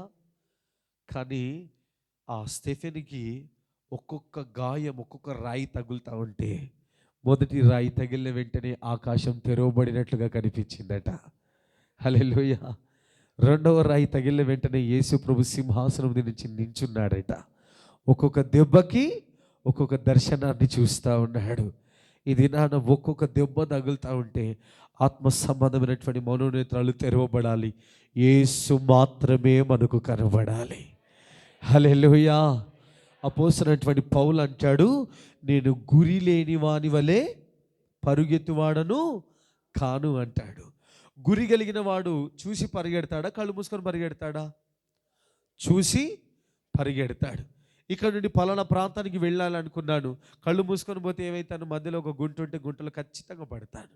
అదే కళ్ళు తెరుచుకొని పోతే గుంట పక్క నుంచి దాటుకొని నెమ్మదిగా వెళ్తాడు. అదే మనము యేసుని చూడాలి అనుకుంటే మన కళ్ళు, మనోనేత్రాలు తెరవబడాలి. యేసు మాత్రమే మనకు కనబడాలి. హల్లెలూయా, హల్లెలూయా, హల్లెలూయా, హల్లెలూయా. బిలాము దగ్గరికి వచ్చేటప్పటికి బిలాముకి ఏం కనిపిస్తుందట? బాలాకు రాజు పంపించినటువంటి డబ్బులు తల ముందు నిగనిగలు ఆడిపోతూ ఉంటే ఆ డబ్బుకెళ్ళి చూస్తున్నాడు. దర్శనాన్ని అతను పోగొట్టుకున్నాడు. లోకంలో ధనవృద్ధి చేసుకోవడానికి దర్శనాన్ని మనం కోల్పోకూడదు. మన దర్శనం కాపాడుకోవాలి. డేవిడ్ రాజ్ పాస్టర్ గారు మీకు అందరికీ తెలుసా? డేవిడ్ అయ్య గారు ఆయన అంటాడు, కొడుకా నువ్వు డబ్బు వెనకాల పరిగెత్తొద్దురా, డబ్బే నీ వెనకాల పరిగెత్తాలి. డబ్బుని కాళ్ళు పట్టుకోవాలి, డబ్బు నిన్ను బతిమలాడుకోవాలి. నన్ను తీసుకోరా నీ డబ్బులు నిన్ను బతిమలాడుకోవాలి. నువ్వు డబ్బు వెనకాల తిరగొద్దు అనేవాడు. డబ్బు వెనకాల తిరిగాడు బిలాం. ఏమైపోయాడండి? ఏమైపోయాడు? పతనమైపోయాడు. కాబట్టి ఆత్మ సంబంధమైనటువంటి నేత్రములు కలిగిన వారు యేసును మాత్రమే చూస్తారు. ఆ యేసును చూసే కనులు కావాలి అంటే నా దగ్గరకు వస్తే మంచి కాటుక కొనుక్కో అంటున్నాడు. ఈ మాటలన్నీ కూడా ఎవరితో చెప్తున్నాడు తెలుసా? ఎవరితో చెప్తున్నాడు తెలుసా? నన్ను ప్రేమించే వారిని నేను గద్దిస్తున్నాను అంటున్నాడు. హల్లెలూయా, హల్లెలూయా. లోకంలో ఉన్న వాటన్నిటిని సంపాదించుకుంటున్నారట. దేవునికి వారి మధ్యలో ఏమాత్రం కూడా చోట్లేదు. ఉదయాన్నే లేచిన వెంటనే డబ్బు, మధ్యాహ్నం చూస్తే డబ్బు, రాత్రి చూస్తే డబ్బు, 24 గంటలు ఎప్పుడు చూసినా గుండె ఏమని కొట్టుకుంటుందండి? డబ్బు డబ్బు డబ్బు అని కొట్టుకుంటుంది. మన గుండెలో డబ్బు కాదు, దేవుడు దేవుడు అని కొట్టుకోవాలి. దేవుడు దేవుడు నీ గుండె కొట్టుకోగలిగితే, ఆ గుండె చప్పుడు దేవుడు వినగలిగితే, ఆకాశ పక్షుల కంటే శ్రేష్టమైనటువంటి వారముని ఎరిగిన దేవుడు నిన్ను పోషించుటకు ఆయన సమర్థుడై ఉన్నాడు. హల్లెలూయా, హల్లెలూయా. ఆకాశ పక్షుల కంటే మనం ఎవరండి? శ్రేష్ఠులమైన వారు. ఆకాశ పక్షులు పుట్టగానే ఏం చేస్తాయి? తల్లి పక్షులు తెచ్చి ఆహారం తెచ్చి పెడతాయి. మన తండ్రి మనల్ని పోషించే దేవుడై ఉన్నాడు. హల్లెలూయా, హల్లెలూయా. లోకంలో దేని వైపు మనం చూడవలసిన పని లేదు. దేవుని వైపు చూస్తే మనల్ని పిలిచిన దేవుడు నమ్మదగిన దేవుడై ఉన్నాడు. ఆమేన్, ఆమేన్. నీవు ధనవృద్ధి చేసుకుంటావా? లోకంలో ఉన్న వాటిని సంపాదించుకోవాలనుకుంటున్నావా? యేసు ప్రభు దగ్గరికి ఒక వ్యక్తి వచ్చాడట. ఆ వ్యక్తి వచ్చి, అయ్యా నేను సంపూర్ణం పొందాలయ్యా, నేను సంపూర్ణుని కావాలని ఆశపడుతున్నానయ్యా, నేను ఏం చేయాలయ్యా అని ఆ యవనస్తుడు అడిగాడట. ఆ యవనస్తునితో దేవుడు యేసు ప్రభు అంటాడు, కొన్ని ఆజ్ఞలు చూపించి ఈ ఆజ్ఞలన్నీ కూడా నెరవేర్చు అంటాడట. ఇవన్నీ కూడా నేను నెరవేర్చేశానయ్యా, ఇక ఏ బాధ లేదు నాకు, రైట్, ఇప్పుడు నేను సంపూర్ణం అయిపోవచ్చా అని అడిగితే యేసు ప్రభు అంటే, నీ దగ్గర ఏముందిరా నాయన అంటే, నా దగ్గర కావలసినంత ఆస్తుందయ్యా అంటాడట. యేసు ప్రభు అంటాడు, వాటిని తెచ్చి నువ్వు బీదలకి ఇచ్చేయి అంటాడు. హల్లెలూయా. వాటిని తెచ్చి ఎక్కడిమ్మంటాడు? బీదలకి ఇచ్చేయి అంటాడు. బీదలకి ఇచ్చేయని ఆ మాట సంపాదించిందంతా బీదలకి ఇచ్చేయని ఎప్పుడు చెప్పాడో, ఆ మాట వినిన వెంటనే యేసు ప్రభు దగ్గర నుంచి వెళ్ళిపోయాడట. మళ్ళీ ఎప్పుడు అతడు కనబడలేదట. మరలా ఎప్పుడు ఆయన కనబడలేదు. ఎందుకండి? తనకున్నవన్నీ కూడా బీదలకి ఇచ్చేయి అన్నందుకు. ప్రియులారా, భూమి మీద పేదోళ్ళు ఎవరో తెలుసా? ఎవరో తెలుసా? ఉద్యోగం సద్యోగం లేని వాళ్ళు ఏమంటారు? ఉద్యోగం లేని వాళ్ళ దగ్గర డబ్బులు ఉంటాయా? ఏం లేని వాళ్ళ దగ్గర డబ్బులు ఉంటాయా? పేదోళ్ళు ఎవరో తెలుసా? నేనే పేదోడిని, నాకు ఉద్యోగం ఉందా, వ్యాపారం ఉందా, బిజినెస్లు ఉన్నాయా? హల్లెలూయా. సేవకులే పేదోళ్ళే అండి, ఎవరో కాదు. మీరు సేవకులను పోషించే తల్లులై తండ్రులై ఉందురుగాక. ఆమేన్, ఆమేన్. అపోస్తుల దినాల్లో వారు ఏం చేశారు? స్థిర చరాస్తులన్నీ అమ్మి కూడా ఎక్కడ పెట్టారట? అపోస్తుల పాదాల దగ్గర పెట్టారట. నాకు లోకంలో ఏం అవసరం లేదయ్యా, లోకంలో నాకు ఎవరితో పని లేదయ్యా, ఈ డబ్బులు, ఈ ఆస్తులు, ఈ సంపాదనలు, ఈ భూములు, నాకు వీటితో ఏ పని లేదయ్యా, నేను మొన్నవన్నీ కూడా నీ దగ్గర పెట్టేస్తాను, నీవు మాత్రమే నాకు కావాలయ్యా అని సమస్తము తెచ్చి అపోస్తుల పాదాల దగ్గర పెట్టారట. ఇది నాన్న ప్రియులారా, ఏం సంపాదించుకోవాలి? 3 అంశాలు మనం సంపాదించుకోవాలి. ఏంటండి అవి? ఒకటి ఏంటండి అవి? శ్రమలు. దేవుని కొరకు శ్రమపడే జీవితాన్ని, బంగారం అగ్నిలో పుటము వేయబడేటట్లుగా మనము కూడా శ్రమల జీవితాన్ని సంపాదించుకోవాలి. రెండవదిగా పరిశుద్ధ జీవితాన్ని మనము సంపాదించుకోవాలి. ఆత్మ వస్త్రాన్ని సంపాదించుకోవాలి. మూడవదిగా మన కన్నులు, ఆత్మ సంబంధమైన కన్నులు దేవుని మాత్రమే తీరి చూచినట్లుగా ఆయన యొద్ద మనోనేత్రాలు, తెరవబడిన నేత్రాలను మనం సంపాదించుకోవాలి. హల్లెలూయా, హల్లెలూయా. ఇవన్నీ సంపాదించుకున్న తర్వాత ఏమంటాడో తెలుసా?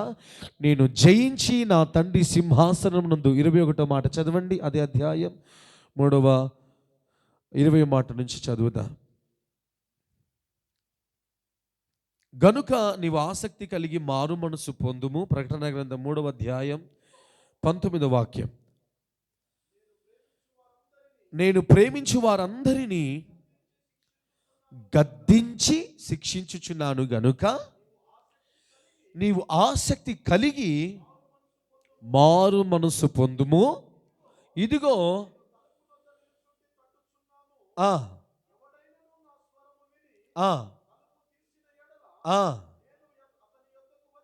ఏమంటున్నాడండి? ఎవడైనను నా స్వరము విని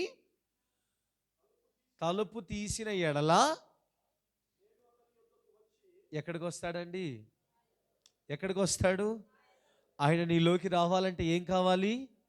తలుపులు తీయాలి. తలుపు తీయకపోతే నీ లోపలికి ఆయన రాలేడు. లోపలికి రాలేడంటే అర్థం తెలుసా? నీ లోపల ఆయనకి స్థలము లేదు, స్థానము లేదు, కాబట్టి ఆయన లోపలికి రాలేడట. ఒకవేళ నీ లోపల, నీ జీవితంలో, నీ హృదయంలో ఆయనకు స్థలం ఉంటే, ఆయనకు చోటు ఉంటే, నీవు ఆయన స్వరాన్ని వింటావు. స్వరం వినిన వెంటనే తలుపులు తీస్తావు. తలుపులు తీసిన వెంటనే ఆయన లోపలికి వస్తాడట. ఏమంటాడు? అతనికి యొద్దకు వచ్చి అతనితో నేనును, నాతో కూడా అతనును భోజనము చేస్తాము. నేను జయించి నా తండ్రి సింహాసనమునందు కూర్చి ఉండిన ప్రకారము జయించి వానిని నాతో కూడా నా సింహాసనం నందు కూర్చుండనిచ్చేదను. హల్లెలూయా, హల్లెలూయా. ఏం కొనుక్కోవాలి? పరిశుద్ధత, శ్రమల జీవితాన్ని, తెరవబడిన నేత్రాలను, స్పష్టమైన నేత్రాలను కొనుక్కుంటే, మారు మనసు పొందితే, వారు మారు మనసును పొందిన తర్వాత యేసు ప్రభు అప్పుడు తలుపు తడుతా ఉంటాడట. తలుపు తడతాడు. నీ హృదయాన్ని ఈ సమయంలో దేవుడు తడుతున్నాడు. ఆమె చెప్పండి మంచిగా. దేవుడు నీ హృదయం అనే తలుపుని ఈ సమయంలో తడుతూ ఉన్నాడు. ఆ తలుపు తడుతూ నీ బయట నుండి దేవుడు కేకలు వేస్తున్నాడు, తలుపు తీయండి, తలుపు తీయండి అని. తలుపు తీసిన వారిలో దేవుడికి వస్తే, దేవుడు లోపలికి వస్తే, నేను వారితోనూ వారు నాతోనూ ఏం చేస్తారట? ఏం చేస్తారు? భోజనం చేసి వచ్చారా? అందరూ మీ ఇళ్ళలో భోజనం చేసి వచ్చారా? హల్లెలూయా, హల్లెలూయా. అసలు మీరెంత స్ట్రాంగ్ పర్సన్స్ అంటే భోజనం చేసి వచ్చిన ఫుల్ ఫైర్లో ఉన్నారు. హల్లెలూయా, హల్లెలూయా. అసలు అందరినీ చూస్తున్నాను, ఒక్కరైనా నిద్రపోతున్నారని. అసలు మీ కళ్ళ మీద కునుకుపాటైనా రావట్లేదు. ఆమేన్. ఛార్జింగ్ అయి వచ్చిన వాళ్ళు అలా ఉన్నారు, ఛార్జింగ్ లేని వాళ్ళు కూడా అలాగే ఉన్నారు. దేవుడు మిమ్మల్ని ఆశీర్వదించును గాక. తలుపులు తీశారా? దేవునికి స్థలం ఇచ్చారా? నీ లోపలికి వచ్చి నీతో కూడా కలిసి ఆయన భోజనం చేస్తాడట. హల్లెలూయా. ఏమండి, లోపలికి వచ్చి దేవుడు భోజనం చేస్తున్నాడంటే, రాజు వచ్చి భోజనం చేస్తున్నాడంటే అక్కడ కరువు ఉంటుందా? కరువు ఉంటుందా? ఇప్పుడు దేవుడే వచ్చి నీ వద్దకు వచ్చి భోజనం చేస్తున్నాడంటే, ఏలియా వచ్చాడు విధవరాల దగ్గరికి. ఏలియా వచ్చిన తర్వాత ఆమె ఏమందట? నా దగ్గర ఒకగానొక అప్పం మాత్రమే, ఇది తిని నేను నా కొడుకు కూడా ఇద్దరు చచ్చిపోదాం అనుకుంటప్పుడు ఆ ఉన్నది మాత్రం నాకు ఇచ్చేయి అన్నాడు. తర్వాత ఆమె గంపలో పిండి తక్కువ కాలేదు, ఆమె నూనె బుడ్డిలో నూనె తక్కువ కాలేదట. తీస్తా ఉంటే ఆమె చుట్టుపక్కల ఉన్నవన్నీ తీసుకొచ్చి మొత్తం నింపేసిందట. దేశమంతా కరువుతో వెలియతాండం ఆడుతున్నా ఆమె ఇంట్లో కరువు అనే మాటే లేదట. హల్లెలూయా, హల్లెలూయా, హల్లెలూయా. యేసు ప్రభు నీ జీవితంలో అడుగు పెట్టగలిగితే, ఆయనకు నువ్వు స్థలం ఇవ్వగలిగితే, ఆయనకు నీ జీవితంలో చోటు ఇవ్వగలిగితే, ఆయన నీతో, నీవు ఆయనతో అసలు కరివే లేకుండా భోజనం చేస్తారట. ఆయన తీసుకెళ్ళి నిన్ను సింహాసనం మీద కూర్చోబెడతాడట. ఆమేన్, ఆమేన్. నేను జయించి నా తండ్రి సింహాసనం ముందు కూర్చున్నాడు కదా, ఎవడైతే జయిస్తాడో వాడిని నాతో కూడా నా సింహాసనం ముందు కూర్చుండబెడతాను అంటున్నాడు. ఇది నా ప్రియులారా, మంచి సంఘంలో దేవుడు మనల్ని నాటాడు. మంచి బోధ, మంచి ఉపదేశంలో నీకున్నటువంటి బంధకాలన్నిటినీ కూడా దైవ సేవకుడు ప్రార్థనలో నలిగి పోరాడి అన్ని తొలగిస్తూ ఉన్నాడు. లోతుగా పారేటట్లుగా ఎరువు వేసి నిన్ను, నీరు పోసి నిన్ను పోషిస్తూ ఉన్నాడు. రేపు ప్రభు రాకడ వచ్చినప్పుడు మంచి ఫలాలను నీవు ఇవ్వాలని ప్రభు ఆశపడుతూ ఉన్నాడు. హల్లెలూయా, హల్లెలూయా. చివరికి ఒకటే ఒక మాట చెప్పి నేను ముగిచ్చేస్తాడు. బైబిల్లో యేసు ప్రభు ఒక దినాన సువార్త పరిచర్య చేసి, సువార్త పరిచర్య చేయడానికి బయలుదేరి వెళ్తూ ఉన్నాడట. బయలుదేరి వెళ్తూ ఉన్నప్పుడు దారి మధ్యలో ఒక అంజూరపు చెట్టు కనిపించిందట. అంజూరపు చెట్టు చూసి యేసు ప్రభుకు అప్పటికి ఆకలి అవుతూనే ఉంది. ఆకలి అవుతున్నటువంటి దేవుడు ఆ చెట్టు దగ్గరికి వెళ్ళి, ఆ చెట్టు దగ్గర ఏమైనా దొరుకుతాయా అని చెప్పేసి వెళ్ళాడట. ఏమైనా దొరుకుతాయని వెళితే ఆ చెట్టు చూస్తే ఎలా ఉంది? పచ్చగా నిగనిగలాడుతూ ఉందట. సరే, లోపల ఏమైనా కాయలు ఉన్నాయని యేసు ప్రభు చేయి పెట్టి చూస్తే ఎక్కడ కూడా కాయలు పొరపాటున దొరకట్లేదు. అరే, లోపల ఎక్కడైనా ఉన్నాయని కనీసం చేయి లోపల పెట్టి చూసినా ఎక్కడ కూడా ఆయనకు కనబడట్లేదు. ఏం చేశాడు? చెట్టుని శపించేశాడు. ఏమైపోయింది? చెట్టు ఎండిపోయింది. దేవుని వాక్యం సెలవిస్తుంది, నేను దొంగవలే వచ్చుచున్నాను అంటాడు. యేసు ప్రభు హఠాత్తుగా ఆలయంలో ప్రవేశిస్తాను అన్నాడు. ఆయన ఎప్పుడు వస్తాడో తెలియదట.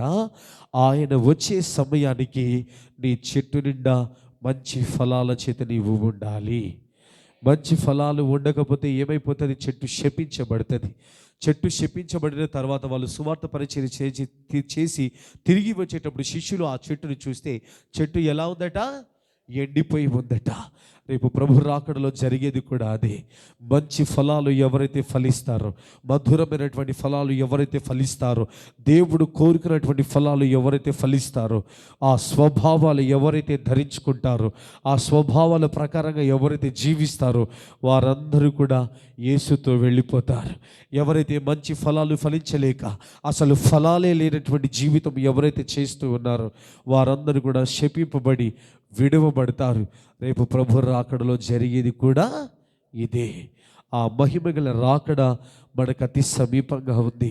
వాగ్దానాలు, ప్రవచనాలన్నీ కూడా భూమి మీద చూస్తూ ఉన్నాం. రాజ్యం మీదకు రాజ్యాలు లేస్తాయి, దేశం మీదకు దేశాలు లేస్తాయి, భూకంపాలు కలుగుతూ ఉన్నాయి. లోకంలో ఎన్నో దృష్టాంతాలను దేవుడు మన ఎదుట పెడుతూనే ఉన్నాడు.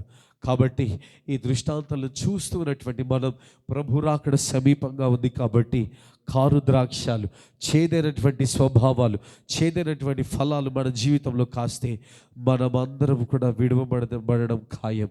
ఒకవేళ దేవుడు ఆశించినటువంటి మంచి మధురమైనటువంటి ఫలాలు కాస్తే ఆయన మనల్ని తీసుకొని ఆనందపడతాడు. ఆయనతో కూడా ఆ ఆనంద రాజ్యంలోకి తీసుకొని వెళ్ళిపోతాడు. హల్లెలూయా, హల్లెలూయా. అలాంటి మధురమైన ఫలాలు ఫలించే కృప దేవుడు మనందరికీ దయచేయునుగాక. ఆమేన్. దేవుడి కొద్ది మాటలను మన జీవితాల్లో ఫలింపచేయునుగాక. మోకరించండి, మనమందరం కూడా ప్రార్థన చేసుకుందాం.